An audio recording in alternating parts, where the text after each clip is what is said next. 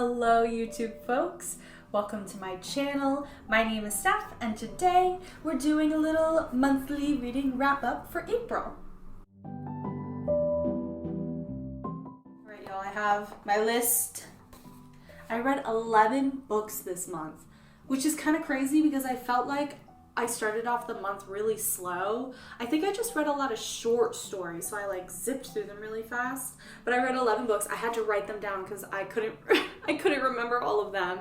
But the first book that I finished in the month of April was Mexican Gothic by Silvia Moreno Garcia. I gave this 2 stars. This was not at all what I expected it to be. It was painted as this horror adult romantic Gothic novel, like Dorian Gray but modern times and more feminine, and it was just delivered so poorly. I loved Moreno Garcia's other book, The Beautiful Ones. I have it on my shelf right here. I loved that one, and I think she wrote that after writing Mexican Gothic, but Mexican Gothic was not at all what I expected. The writing was bland. The horror parts were not that scary, oh, a body came back to life, okay. The romance was really flat and felt more platonic and then forced to like each other just because of proximity. The only part that I really liked was the personality of the main character and a couple of the other characters. Also, the big reveal was a 3-page monologue that was explained. It was just, there were so many holes in the writing.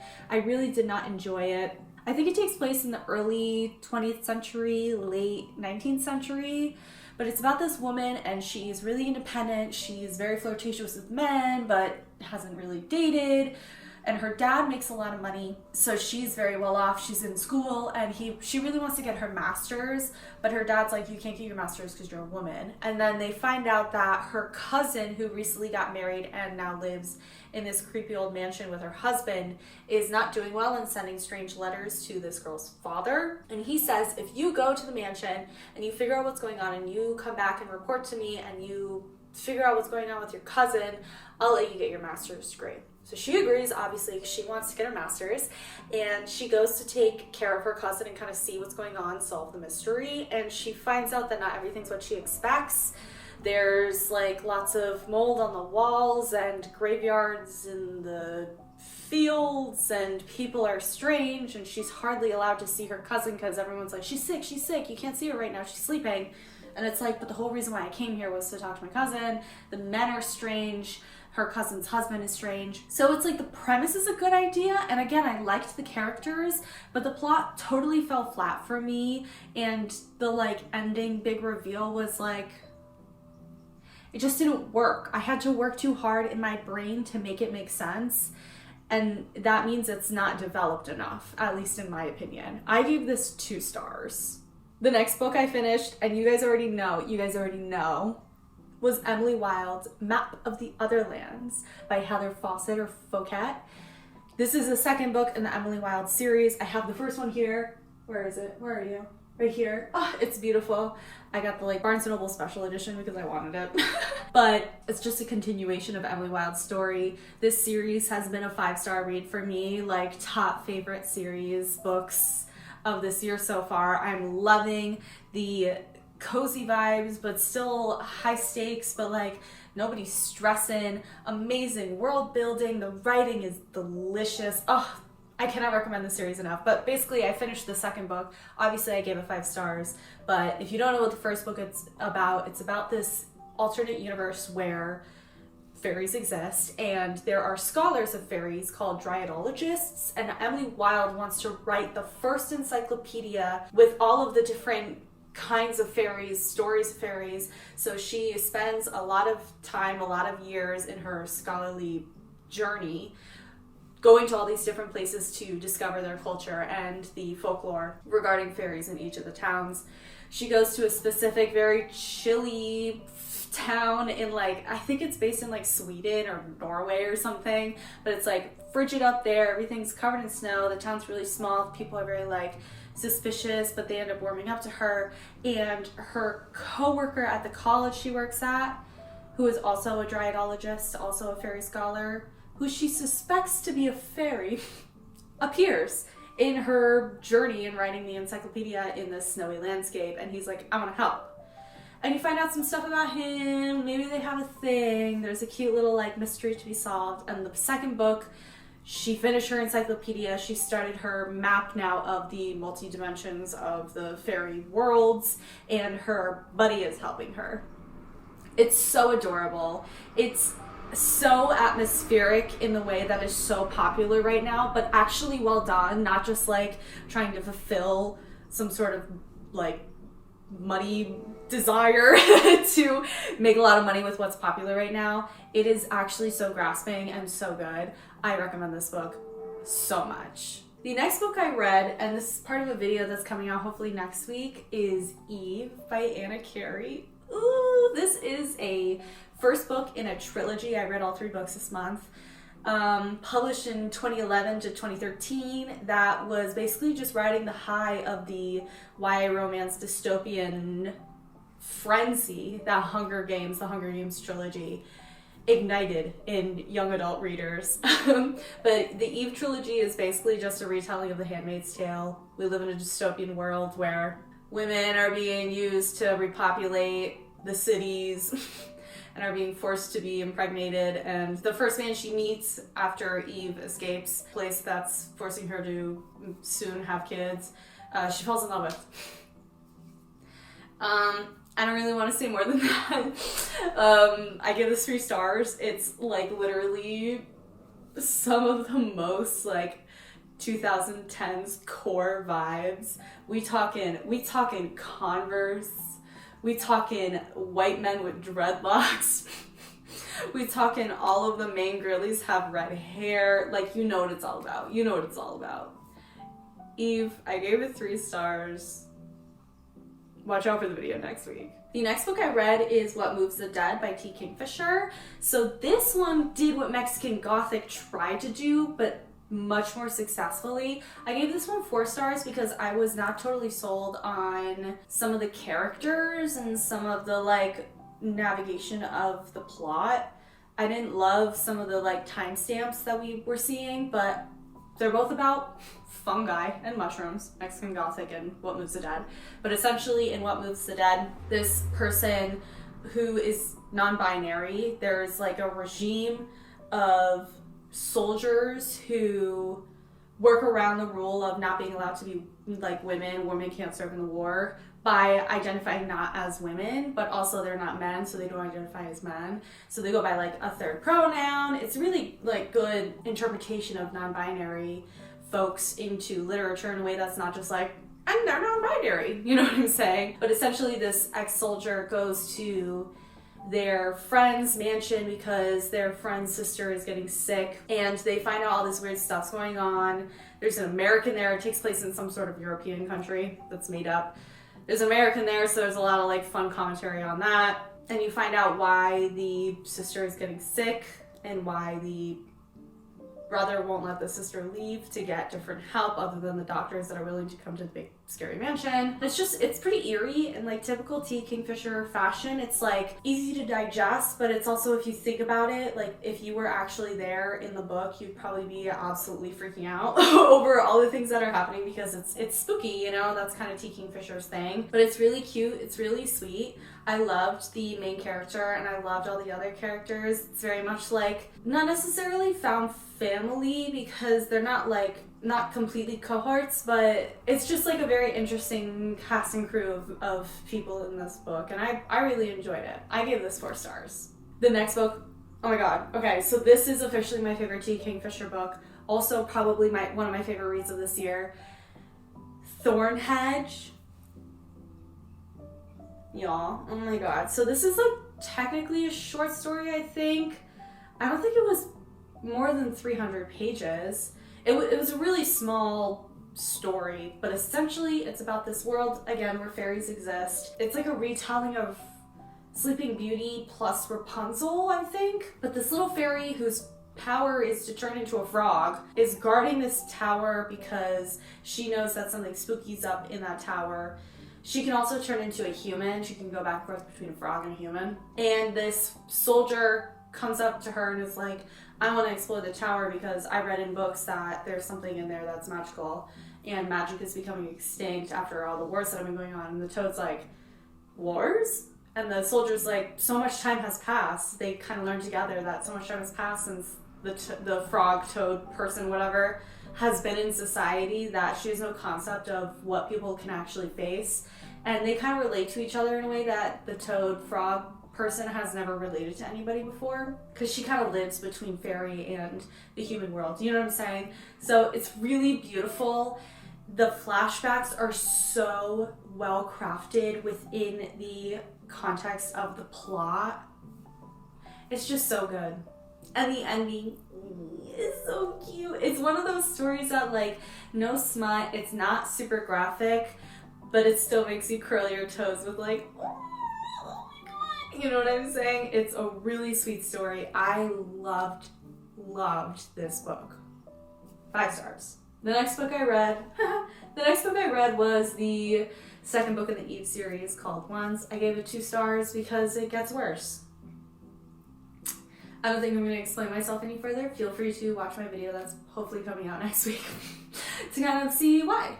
The next book I read was Purple Hibiscus by Chimamanda Adichie. This was not at all what I expected or what it's advertised as. I thought this was going to be a very different story, but I still really enjoyed it. I think the surprise of the content jarred me when I first started reading it, but once I got into it, I really enjoyed the story and the characters. It takes place in like Nigeria, I think, which is where Chimamanda Adichie is from, and it's from the perspective of this young teen girl who, through telling her story, explores her trauma around religion and childhood abuse. Her dad is a huge sponsor of the local church, the strictest church in the area, and she's abused, her brother's abused, and her mother's abused by him, but he's not like mean with it. For him, it comes from a place of like being scared that God will be mad at his family, so he punishes them in place of God doing it. It's really complicated and really interesting how the plot unravels and how things end up, I don't want to say resolving, but how the things kind of conclude, the slice of life that we see, how they conclude in this book. It's really beautiful. I love Adichie's writing. I've read a couple of her nonfiction works, but this is the first fiction book that I've read by her, and I really enjoyed it. This was 5 stars, but not like a fave read. Again, I think because I was a little jarred by the content. I don't know why, but I had a very different picture in my head of what this story was going to be about. But very beautiful, very moving. If you want to read something that is like a family drama, but African, and also within the context of like exploring colonialism and religious zealots and how they affect the people around them, it's a really beautiful story. And it's also all from the perspective of a young girl, so you also see her like exploring puberty and boys and discovering what she actually wants in life instead of just always doing the thing her father wants her to do. It's a really beautiful story. The next book I read was The Woman in Me by Britney Spears, her memoir that she released last year, I think. I gave this 4 stars. I hate rating memoirs because I don't think that's really the right thing to do. You can't really criticize somebody's life story. I think that's not super swell, but I gave it a star rating mostly for the writing. I don't really have many thoughts on this. Britney Spears has led a very difficult and unprecedented life, if you know what I mean. Like, you wouldn't assume from seeing her on screen and seeing the articles put out about her that she's kind of gone through the things that she's gone through, and she's had so many struggles in her life. It's definitely really sad, but I recommend it. Again, I gave it 4 stars, and I think I took a star off just because there were a couple moments that I wish she had gone a little deeper. But again, it's a slice of life. It's a very small portion of her life story. So maybe soon in the future she'll write a memoir about one specific chapter where she really explores kind of how she felt about things. But yeah, it's just her, from her life as a actress and as a singer, her relationship with men and abusing substances, her abusive parents, all that kind of stuff. It's really interesting. Yeah, I kind of don't have anything else to say. The next book I read was the 3rd book in the Eve trilogy. It's called Rise, because they rise up, maybe. Again, I'm not going to get into it. It's just the 3rd book in the trilogy. I'm sure you can guess what happens in it if you've read any other YA romance dystopian series or book that came out after Hunger Games. It's all the same, copy and paste. I gave it 2 stars because it didn't get worse after once, but it also didn't get better, so.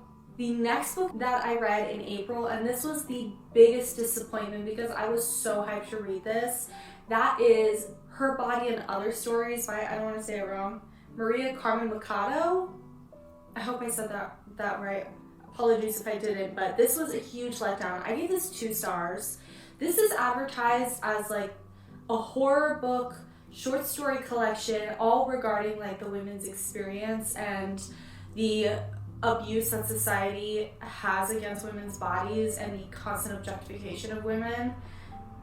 And not only was it not scary, but some of the stories were so bad that even though my instinct was to give it 3 stars, I took an extra star away just for the amount of disappointment in this book. Because the first 3 stories were really good, and then the next 4 stories were really, really bad.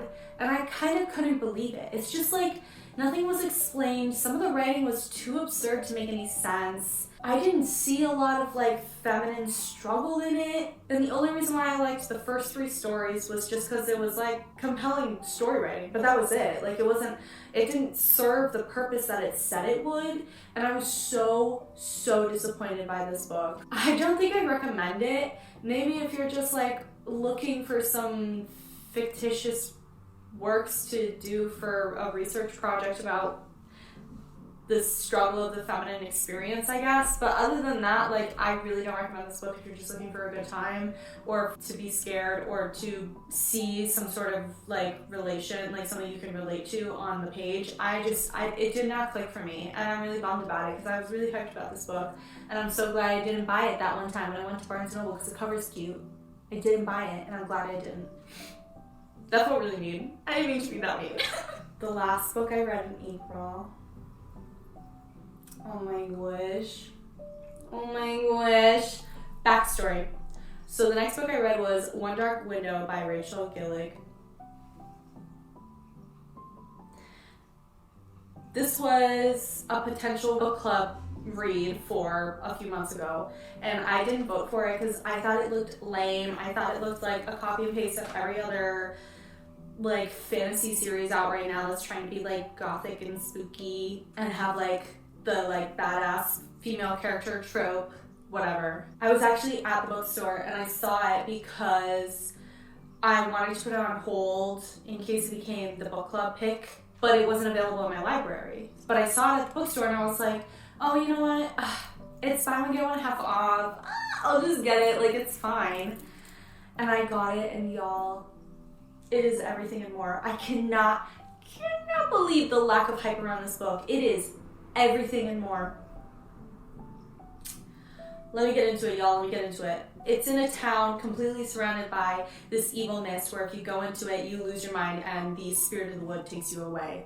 This thing that nobody knows and nobody's seen, but everybody knows about because it's in this book called The Book of the Alders or something like that. So it's a completely isolated location. There's no like international relations or other towns. It's all, everybody knows each other. Each family is named after trees. So there's like the Yew family and the Rowan family and the Spindle family and all these different families. And essentially there's some sort of sickness that kids can get where they get infected with magic, and the magic like degenerates you, it messes you up, and the like ruling family, the king and his cohorts, will kill the kids if they have magic because they are deemed too dangerous. And the only magic people are allowed to use are these things called Providence cards. And Providence cards, they're almost like tarot cards, but they're not. Don't get it confused, it's not tarot. They're like made by the spirit of the wood and the first king, who's called the Shepherd King. This is called the Shepherd King series. I haven't read the second book yet. I'm hoping to read it in May. They made these cards so people could use magic. You like tap it and you have powers. Different cards have different abilities. Different cards are more rare than others. Like there's just more of one card and less of another. And this girl gets infected with the magic and she does not get found. Her aunt like throws her out a window so she can hide when the magic tester man came to town. And her power, makes her have this like monster in her head who she calls the Nightmare because she got him by touching the Nightmare card. And he's spooky. And he gives her these abilities when she asks for it to be like strong and fast and see in the dark and that kind of stuff. And I don't think I can say anymore without spoiling it. Yeah, because you don't find out like the main driving force of the story until like 100 pages in, and I feel like that's too far in to talk about the plot. But essentially, just know the family that descended from the first king, the Shepherd King, does not agree with the way the new king family is running things. And she may or may not get enlisted by the Shepherd King's descendants to do some stuff and to save the kids. And that's all I'm gonna say. That's all I'm gonna say. Literally read this book. Literally read it. Fantasy, a little bit of horror, very gothic with its old mansions and broken down ruins of old castles. Romance, yes. I'm not going to sit here and call it a romantasy. It is not. It is a fantasy with romance in it. There's a difference, and you guys know it. You guys know it. Powerful girl, main character, but not in like she just like can do it all, even though she's never fought in wars or anything. Like there's literally a moment in the book where somebody's like, for somebody who's always home, you sure are strong, and she has to be like it. I don't know what to say. I don't know what else to say. So I'm going to say nothing. Literally read One Dark Window. I will let you know how the second book is. I think it's called Two Twisted Crowns when I do my May reading wrap up. Literally read that book. 5 stars. Probably one of my top reads for this year. All right, y'all. That is the end of my reading wrap up for the month of April. I almost said March. April. It was a lot of books. I tried to go fast so that I wouldn't be yapping your ear off all day. Definitely a lot to recommend. Definitely a lot to potentially warn you against. I hope you enjoyed. Feel free to like, comment, subscribe, do whatever you want to do. I'm not your mother, and I hope you have a great rest of your day. Bye!